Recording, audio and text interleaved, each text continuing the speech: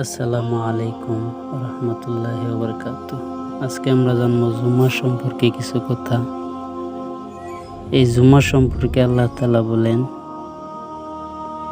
জুমার দিনে যখন সালাতের জন্য আহ্বান করা হয় তখন তোমরা আল্লাহর স্মরণের প্রতি ধাবিত হও এবং বন্ধ করে দাও কেনাবেচা, এটাই তোমাদের জন্য উত্তম যদি তোমরা জানতে।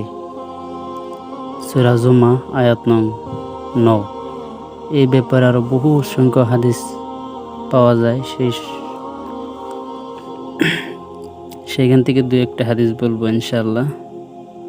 আব্দুল্লাহ ইবনে উমর রাদিয়াল্লাহু তাআলা আনহু হতে বর্ণিত, আল্লাহর রাসূল সাল্লাল্লাহু আলাইহি সাল্লাম বলেছেন, তোমাদের মধ্যে কেউ জুমার সালাতে আসলে সে যেন গোসল করে আসে।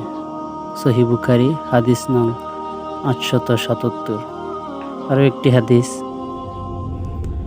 আবু হুরায়রা রাদিয়াল্লাহু তাআলা আনহু হতে বর্ণিত, আল্লাহর রাসূল সাল্লাল্লাহু আলাইহি ওয়াসাল্লাম বলেছেন, যে ব্যক্তি জুমার দিন ভালোভাবে গোসল করে এবং সালাতের জন্য প্রথম পর্যায়ে আগমন করে সেই জন্য একটি উট কুরবানি করলো।